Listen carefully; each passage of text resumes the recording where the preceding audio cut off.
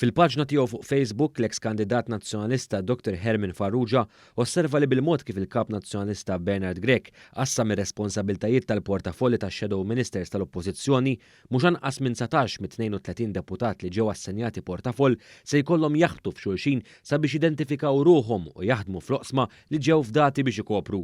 Dr. Farrugia kkalkula li hemm tal-inqas 60% tad-deputati nazzjonalisti li se jkollhom jieħdlu fl-alqa ta' xulxin fl-oqsma li se jkunu qed jissorveljaw. Dan bil-forsa jastakola bla bżonn kemm l-individwalità kif ukoll l-effettività ta' ħidmietom. Jidhirli li hemm riduplikazzjoni f'ċertu rwoli, partikolarment dawk li għandhom x'aqsmu mas-saħħa fejn aħna insistejna dejjem illi parti prinċipali primordjali tal-kura tas-saħħa ta' kwalità u sostenibbli hija kura primarja, din tqasmet bejn 4 deputati nazzjonalisti. Jiġifieri qed tgħiduli għaliex hija ħażina. L-ewwel nett ir-riduplikazzjoni fiha nfisha hija nuqqas ta' effikaċità. Kif attent, hemm ċertu deputati li se jkunu qed jaħdmu f'xulxin f'kura primarja, kura tal-anzjani, affarijiet li għandhom x'jaqsmu ma' ġlieda kontra l-obeżità. Fil-paġna tiegħu fuq Facebook l-eks kandidat nazzjonalista rrimarka li l-istqarrija li bija l-Partit Nazzjonalista ħabbar ix-Shadow Cabinet tonqos milli tagħti lista tal-importanza ġerarkika tal-portafolli mingħajr ma tħares lejn l-ċuħ tad-deputati maħtura nnifishom.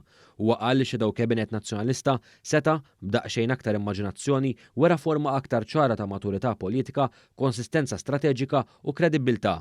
Jien kont nistenna li l-iskeda tad-dikasteri tieħu xejra aktar innovattiva kif ukoll konċiża, dan sabiex tissaħħaħ il-kredibilità fil-kontinwità u konsistenza, sostna Herman Farrugia.